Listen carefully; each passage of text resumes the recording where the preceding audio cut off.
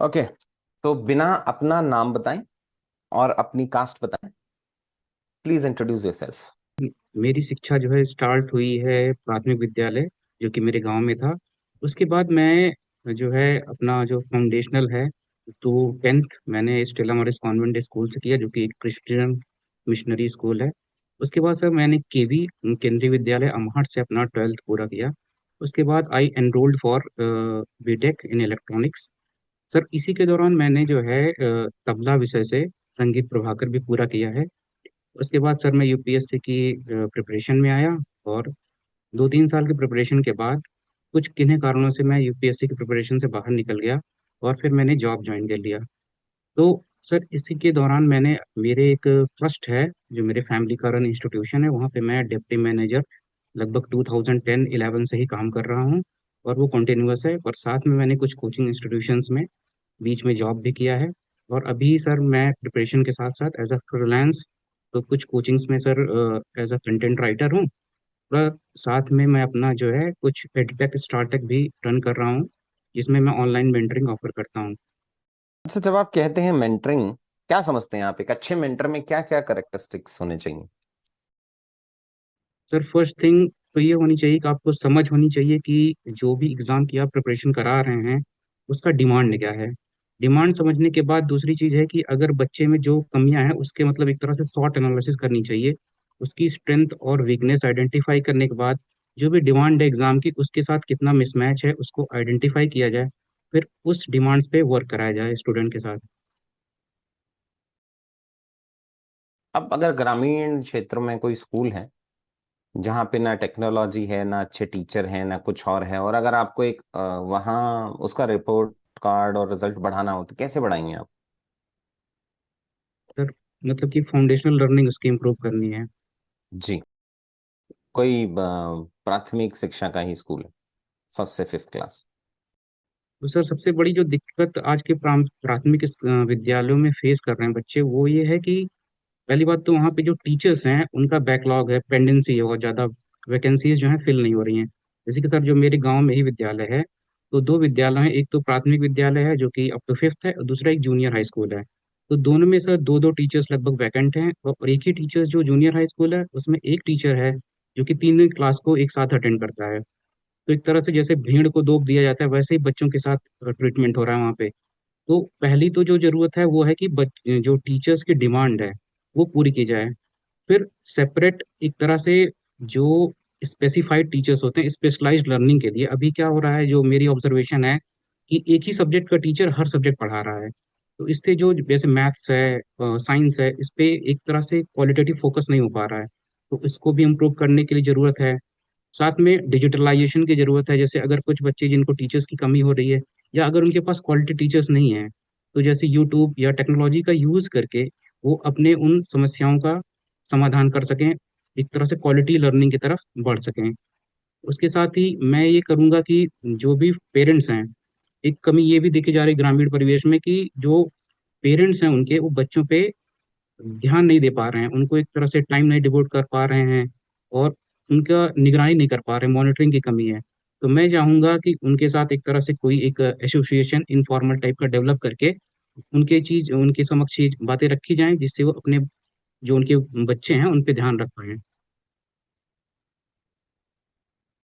ये बताइए, उत्तर प्रदेश में कुछ स्पेशल तरीके के स्कूल्स चलते हैं, क्या बोलते हैं उन स्कूल्स को जो ब्लॉक लेवल पे चलते हैं?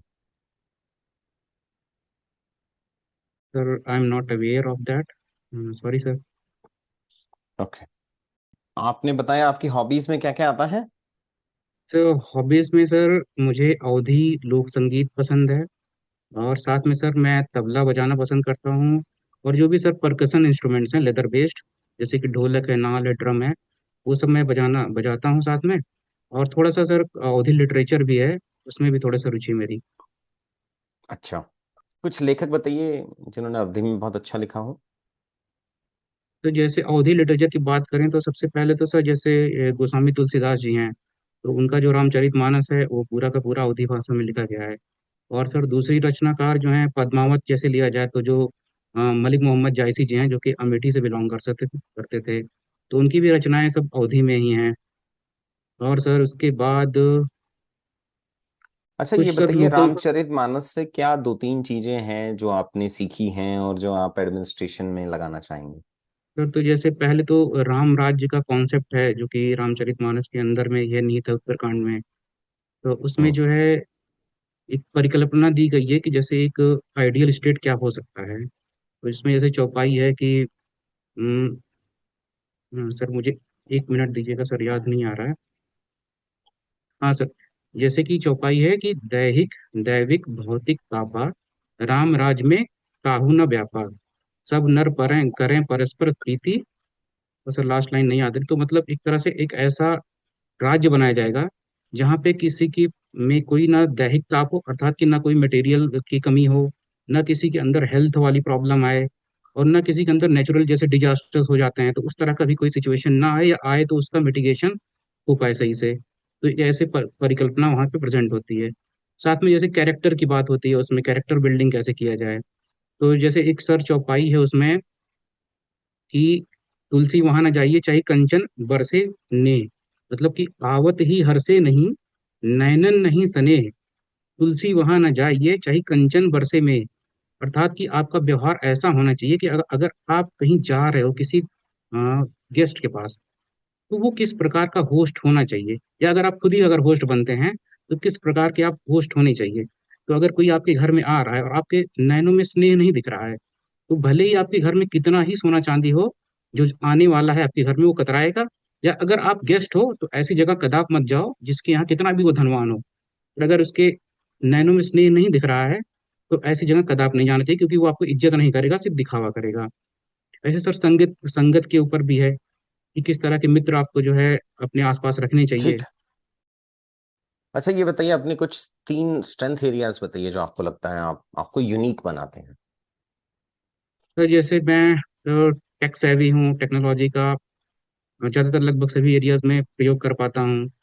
सर सेकंड चीज़ है कि मेरी ऑर्गेनाइजेशनल एबिलिटी और सर ऑब्जेक्टिव एनालिसिस कर पाता हूँ मैं सिचुएशंस की।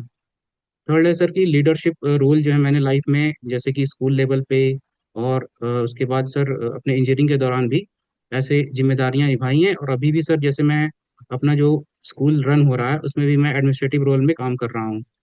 तो ये सब है मेरे अंदर क्वालिटीज। जो आप बने बताया ऑब्जेक्टिव एनालिसिस करते हैं, कोई उदाहरण देके समझाइए जहां आपको लगा हो कि ये मैंने ऑब्जेक्टिव एनालिसिस किया था और उसका कुछ फायदा हुआ। जैसे कि सर मैं अपने स्कूल का ही भी सिचुएशन देता हूँ, बताता हूँ आपको। जैसे अभी लास्ट मंथ जो है एक ऐसी वैकेंसी क्रिएट हो गई थी टीचर की, कि जहाँ पे टीचर जो है एक्चुअली ऑलरेडी जो है स्टाफ जो है कम है मेरे स्कूल में। तो टीचर जो है एक तरह से बीच में ही सेशन के वो जो है सैलरी डिमांड बढ़ा रहा था, बोल रहा था कि आप मुझे सैलरी बढ़ाओ मिड सेशन में, otherwise I will leave the school. और सर वो टीचर जो है मतलब वो बोर्ड वाले क्लासेस में पढ़ा रहा था, 10th वाले जिसमें बच्चे एग्जाम दे रहे थे। तो वहाँ पे एक ऐसी सिचुएशन थी कि मिड टर्म में किसी टीचर को खोज पाना इतनी जल्दी बहुत ही मुश्किल सिचुएशन लग रही थी।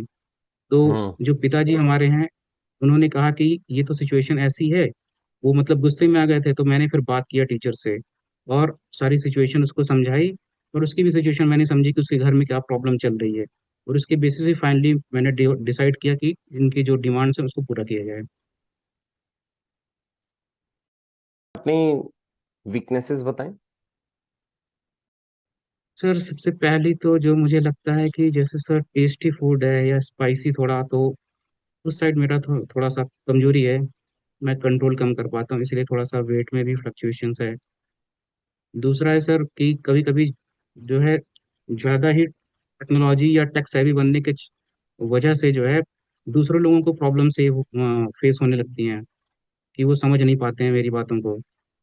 तो उस एरियाज में थोड़ा प्रॉब्लम है। थर्ड है कि मैं थोड़ा ज़्यादा क्रिटिकल हो जाता हूँ कई बार, जैसे ज़्यादा ही क्रिटिकल एनालिसिस करके। और एक जो ऑब्जर्व किया है मैंने कि लोगों को सुधारने की कोशिश करता हूँ मैं सामने से ही। या जैसे कहीं भी कोई ग्रामेटिकल मिस्टेक कर रहा है इंग्लिश बोलते समय या हिंदी बोलते समय, तो ये होता है कि कई बार लोग नाराज हो जाते हैं मेरे से। अभी तो आपको बहुत सालों का एक्सपीरियंस है स्कूल के डोमेन में, आप काम कर रहे हैं इतने साल से। यस स्कूल तो सर। फाउंडेशन बनाता है किसी भी समाज का। तो वहां से छोड़ के और फिर एसडीएम के इस पे क्यों ही आना चाह रहे हैं आप? सर मोस्टली सर स्कोप का और स्केल का जो है, ये मैं एक इंडिविजुअल अपना ही स्कूल है, और सर ग्रामीण परिवेश होने के वजह से जो नंबर ऑफ स्टूडेंट्स हैं वो भी बहुत लिमिटेड हैं, अराउंड 350 स्टूडेंट्स हैं। लेकिन सर अगर हम सर्विसेज पे आएंगे, तो वो पॉलिसी जिसको हम पढ़ते आ रहे हैं बचपन से, और एक जो लेवल होता है या स्केल होता है, वो हम एक पूरा, जैसे अगर ब्लॉक में आते हैं या जो तहसील होती है उसमें आते हैं, तो पूरा जो एजुकेशन का पेरिफेरनेलिया है उसको पूरी तरह से हम डील कर पाएंगे, तो स्केल बढ़ जाएगा। इसी वजह से सर है कि जो चेंजेस हैं वो एक वाइडर लेवल पे हम कर पाएंगे, बजाय कि बहुत ही लिमिटेड एक गांव में हम सिमट के रह जाने के बजाय। ठीक है, मान लीजिए उत्तर प्रदेश के एक डिस्ट्रिक्ट में आपको काम करने का मौका मिलता है, कौन सा डिस्ट्रिक्ट चूज करेंगे आप एज एन एसडीएम? सर ऐसा कोई जस्टिस सॉरी ऐसा कोई डिस्ट्रिक्ट जो मेरे जिले के आसपास ना हो, थोड़ा दूरी पे हो, और जहाँ पे डेवलपमेंट का स्कोप हो, बहुत ज़्यादा डेवलप ना हो, मुझे प्रॉपर अपॉर्चुनिटीज़ मिलें, मैं अपने जो भी प्लान्स हैं पॉलिसीज़ हैं उनको एग्जीक्यूट कर पाऊँ, और थोड़ा सा चैलेंजिंग भी रहे। तो पॉपुलेशन डेंसिटी थोड़ा सा हो, और थोड़ा सा पिछड़ा भी इलाका हो जहाँ पे स्कोप रहे काम करने का। प्रोबेबली जैसे बस्ती है सर, गोरखपुर वाली बेल्ट है, या पूर्वांचल है, बुंदेलखंड में जैसे हैं सर, जालौन है, बांदा है, ये सब डिस्ट्रिक्ट्स। अपने होम डिस्ट्रिक्ट में आप ज्यादा वहाँ की प्रॉब्लम समझ पाएंगे, फर्स्ट डे से आप काम कर पाएंगे, तो होम डिस्ट्रिक्ट नहीं चूज करना चाहिए आपको? सर जहाँ तक मुझे इंफॉर्मेशन है, होम डिस्ट्रिक्ट अलॉट नहीं होता है, तो इसीलिए सर मैंने ऑप्शन नहीं चुना होम डिस्ट्रिक्ट का। अच्छा, तो होम सब डिवीजन नहीं मिलता है कि डिस्ट्रिक्ट भी नहीं मिलता है? सर मुझे बहुत एक्यूरेट आइडिया नहीं, पर होम डिस्ट्रिक्ट तो नहीं मिलता है, बाकी सर डिवीज़न का मुझे है नहीं, मतलब ज़्यादा आइडिया नहीं है, विद इन डिवीज़न मिलता है कि नहीं। डिवीजन नहीं, सब डिवीजन कह रहा हूँ। अच्छा सॉरी सर, सब आपको डिवीज़न। अपना होम सब डिवीजन नहीं मिलता है कि होम डिस्ट्रिक्ट नहीं मिलता है? सॉरी सर, बहुत इतना मतलब डिटेल में आइडिया नहीं मुझे। सब डिवीजन, ठीक है। अच्छा ये बताइए, एजुकेशन और लिटरेचर में क्या फर्क है? Sir literature in education.